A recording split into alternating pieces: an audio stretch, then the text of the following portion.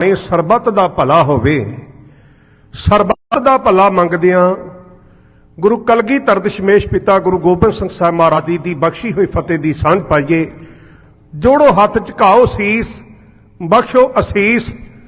ਅਸੀਸਾਂ ਭਰਿਆ ਹੱਥ ਦਾਸਰਿਆਂ ਦੇ ਸਿਰ ਤੇ ਰੱਖਣ ਦੀ ਕਿਰਪਾਲਤਾ ਕਰੋ, ਤਾਂ ਕਿ ਗੁਰੂ ਸਾਹਿਬਾਂ ਦੀ ਸਿਫਤ ਸਲਾਹ ਵਿੱਚ ਉਸ ਪਰਵਤਗਾਰ ਅਕਾਲ ਪੁਰਖ ਦੀ ਕੀਰਤੀ ਗਾਉਣ ਦੀ ਜਿਹੜੀ ਸਮਰੱਥਾ ਉਹ ਪ੍ਰਾਪਤ ਹੋਵੇ। ਕੁਛ ਕਹਿਣ ਦਾ ਯਤਨ ਕੀਤਾ ਜਾਵੇ। ਇਸ ਕਰਕੇ ਜੋੜੋ ਹੱਥ, ਝੁਕਾਓ ਸੀਸ, ਗੱਜ ਵੱਜ ਕੇ ਆਖੋ ਜੀ ਵਾਹਿਗੁਰੂ ਜੀ ਕਾ ਖਾਲਸਾ, ਵਾਹਿਗੁਰੂ ਜੀ ਕੀ ਫਤਿਹ। ਸਤਿਕਾਰਯੋਗ, ਸਨਮਾਨਯੋਗ ਗੁਰੂ ਪਿਆਰੇ, ਗੁਰੂ ਸਵਾਰੇ, ਗੁਰੂ ਸਤਿਕਾਰੇ ਖਾਲਸਾ ਸਾਧ ਸੰਗਤ ਜੀਓ, ਧੰਨਤਾ ਦੇ ਯੋਗ ਹਾਂ, ਵਡਭਾਗੇ। ਦਾਸਾਂ ਤੋਂ ਪਹਿਲੇ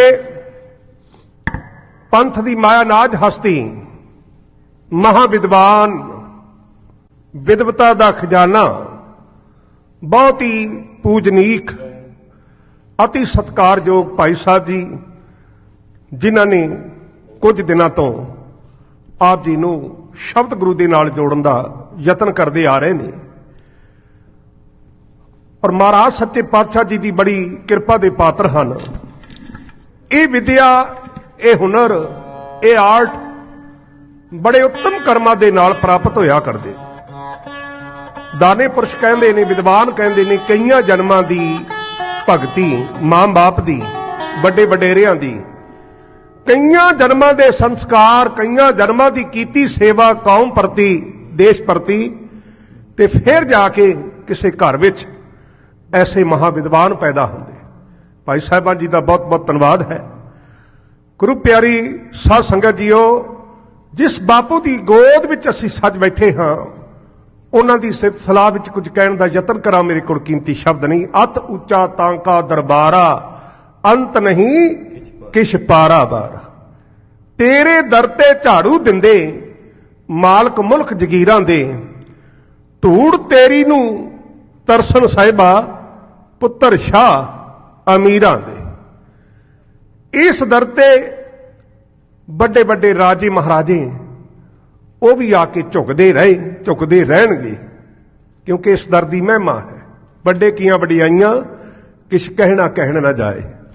ਵੱਡਾ ਤੇਰਾ ਦਰਬਾਰ, ਸੱਚਾ ਤੁਧ ਤਖਤ, ਸਿਰ ਸ਼ਾਹਾਂ ਪਾਤਸ਼ਾਹ, ਨਹਿਤਲ ਚੌਰ ਛਤ। ਜਿਸ ਮੀਰੀ ਪੀਰੀ ਦੇ ਮਾਲਕ ਗੁਰੂ ਹਰਗੋਬਿੰਦ ਸਾਹਿਬ ਸੱਚੇ ਪਾਤਸ਼ਾਹ ਜੀ ਦੀ ਸਿਫਤ ਸਲਾਹ ਮਹਿਮਾ ਆਪ ਜੀ ਮੰਗਲਾਚਾਰ ਦੇ ਰੂਪ ਵਿੱਚ ਢਾਡੀ ਜਥੇ ਪਾਸੋਂ ਸਰਵਣ ਕਰ ਰਹੇ ਸੀ।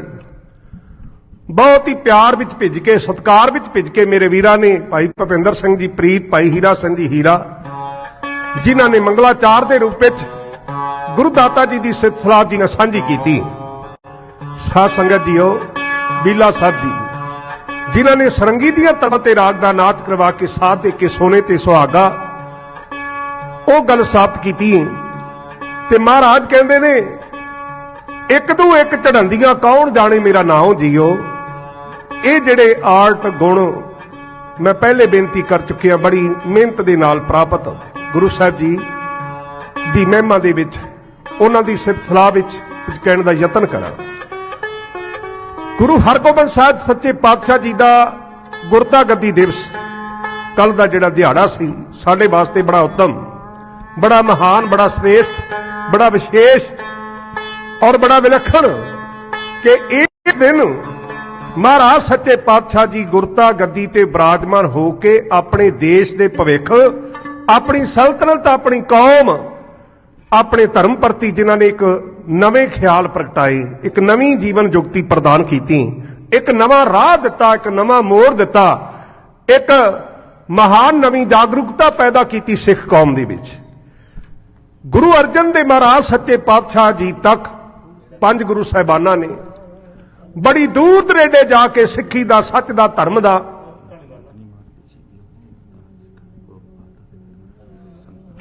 ਨੇਕੀ ਦਾ, ਪਰਉਪਕਾਰਾਂ ਦਾ ਪ੍ਰਚਾਰ ਕੀਤਾ ਹੈ।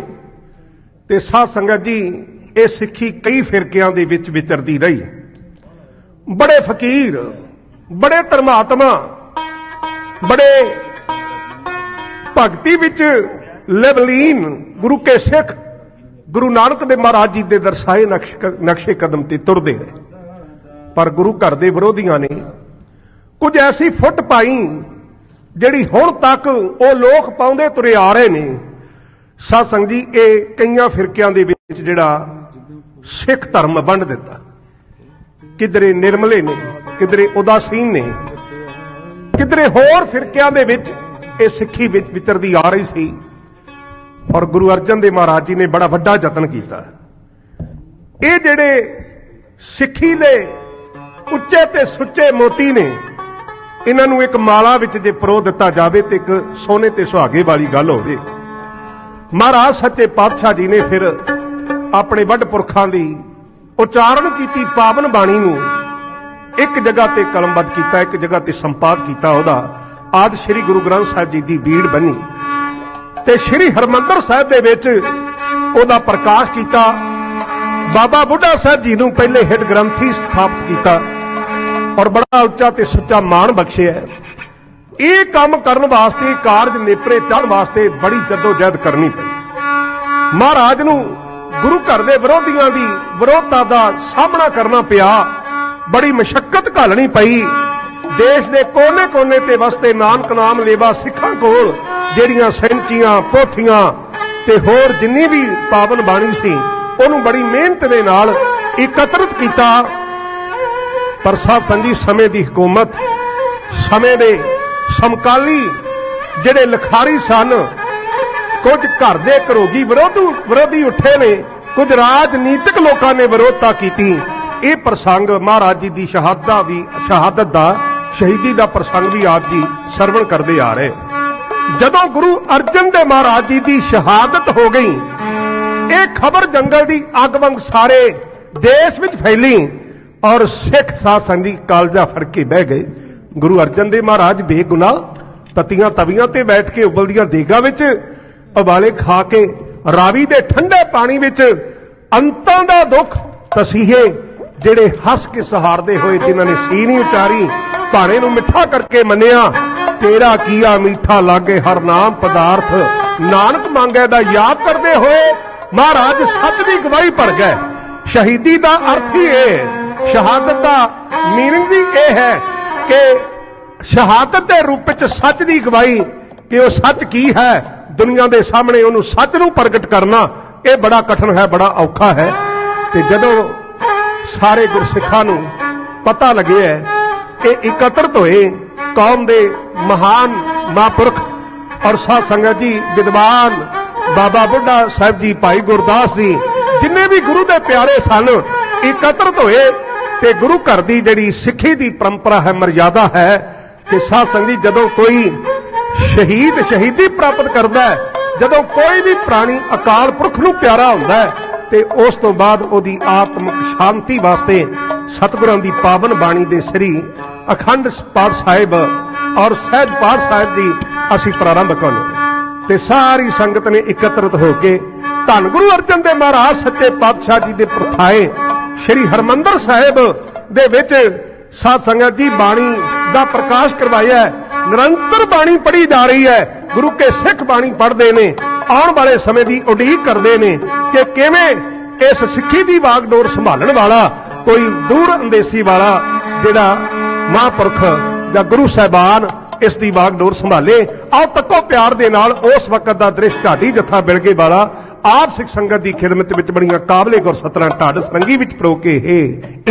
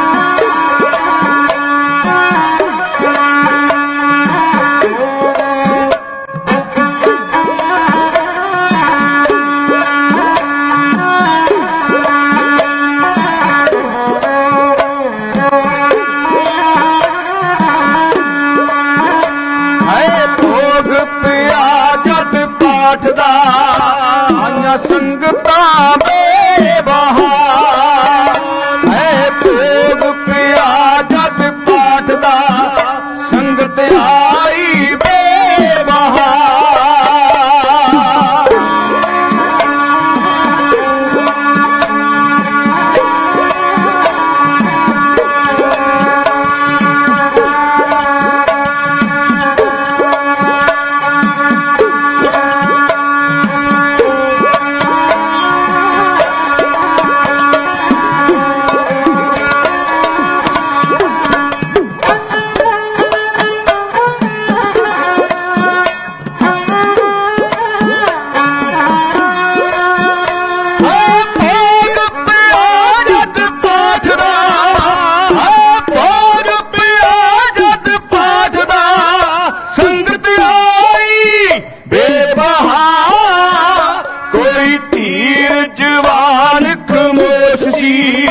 ਕੋਈ ਅਤਰੂ ਰਿਹਾ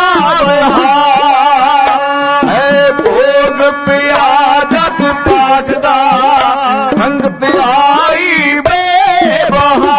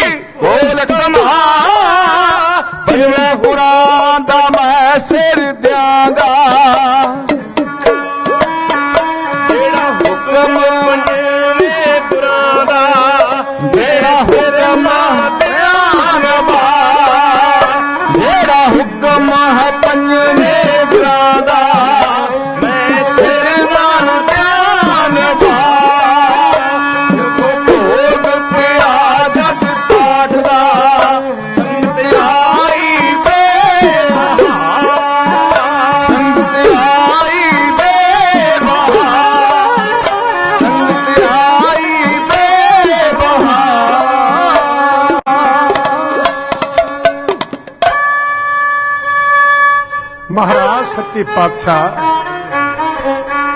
गुरु अर्जन देव महाराज जी की शहादत तो उपरंत गुरु की संगत एकत्रित हुई। बाणी का प्रकाश करवाया गया, भोग पाया गया, रब्बी बाणी के कीर्तन होए। क्योंकि दुख होवे सुख होवे, दिन होवे रात होवे, ये गुरु के सिख की आत्मा जिहड़ी गुरबाणी ते कीर्तन दे नाल हमेशा जुड़ी रहिंदी है। कलयुग में कीर्तन प्रधाना, गुरमुख जपिए लाए ध्याना। हर कीर्तन सुने हर कीर्तन गावे, तिस जम दुख निकट नहीं आवे। भावें वो सरसा का किनारा होवे जिथे एक पासे 10 लाख फौजां होण ते एक पासे सरसा का पानी काल बन के मौत का रूप बन के शूकदा होवे ते विचकार बाजां वाले सतगुरु अपने काफले परिवार सिंघां समेत ਅੰਮ੍ਰਿਤ ਵੇਲੇ ਉਹ ਵੀ ਕੀਰਤਨ ਦੇ ਨਾਲ ਜੁੜਦੇ ਨੇ। ਆਸਾ ਜੀ ਦੀ ਵਾਰ ਦਾ ਕੀਰਤਨ ਹੁੰਦਾ ਹੈ। ਸਾਧ ਸੰਗਤ ਜੀ, ਇਹ ਗੁਰੂ ਅਰਜਨ ਦੇਵ ਮਹਾਰਾਜ ਜੀ ਦਾ ਬਖਸ਼ਿਆ ਜੀਵਨ ਸਿਧਾਂਤ, ਜੀਵਨ ਫਲਸਫਾ ਸੀ। ਭੋਗ ਪਾਇਆ ਗਿਆ ਉਪਰੰਤ ਮੇਰੀ ਪ੍ਰੀ ਦੇ ਮਾਲਕ ਗੁਰੂ ਹਰਗੋਬਿੰਦ ਸਾਹਿਬ ਸੱਚੇ ਪਾਤਸ਼ਾਹ ਜਿਨ੍ਹਾਂ ਨੂੰ ਗੁਰਤਾ ਗੱਦੀ ਪ੍ਰਦਾਨ ਕੀਤੀ ਹੈ ਅਕਾਲ ਪੁਰਖ ਨੇ, ਬਾਬਾ ਬੁੱਢਾ ਸਾਹਿਬ ਜੀ ਨੇ 2 ਕਿਰਪਾਨਾਂ ਪਹਿਨਾਈਆਂ। ਮੀਰੀ ਅਤੇ ਪੀਰੀ ਦੀ ਭਗਤੀ ਤੇ ਸ਼ਕਤੀ ਨੂੰ ਇਕੱਤਰਿਤ ਕੀਤਾ, ਮਾਲਾ ਦੇ ਨਾਲ ਤਲਵਾਰ ਨੂੰ ਜੋੜ ਕੇ ਧਰਮ ਔਰ ਸਿਆਸਤ ਇਕੱਤਰਿਤ ਕੀਤੇ। ਔਰ ਮਹਾਰਾਜ ਸੱਚੇ ਪਾਤਸ਼ਾਹ ਜੀ ਉੱਠ ਕੇ ਅਕਾਲ ਪੁਰਖ ਨੂੰ ਸੀਸ ਝੁਕਾ ਕੇ ਤੇ ਪਰਨ ਕਰਦੇ ਨੇ ਗੁਰੂ ਕੀ ਸੰਗਤ ਦੇ ਸਾਹਮਣੇ ਕਿ ਜੋ ਸਾਡੇ ਪਰਮ ਪਿਤਾ ਗੁਰੂ ਅਰਜਨ ਦੇਵ ਮਹਾਰਾਜ ਜੀ ਦਾ ਸਾਨੂੰ ਹੁਕਮ ਹੋਇਆ ਉਹਨੂੰ ਤਨਦੇਹੀ ਦੇ ਨਾਲ ਆਪਣੇ ਸਿੱਖੀ ਸਿਦਕ ਤੇ ਭਰੋਸੇ ਦੇ ਨਾਲ ਉਹ ਨਿਭਾਵਾਂਗੇ। ਆਉਣ ਵਾਲਾ ਸਮਾਂ ਉਹਨੂੰ ਸੰਭਾਲਾਂਗੇ।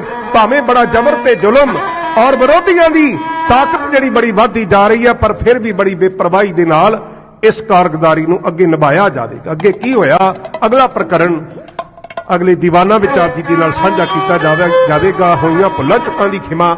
ਆਪ ਜੀ ਦਾ ਹਾਰਦਿਕ ਧੰਨਵਾਦ। ਧੰਨ ਸ਼੍ਰੀ ਗੁਰੂ ਗ੍ਰੰਥ ਸਾਹਿਬ ਜੀ ਦਾ ਕੋਟਾ ਸ਼ੁਕਰਾਨਾ।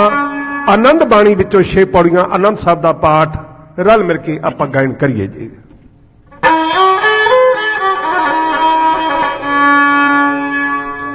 ਰਾਮ ਕਲੀ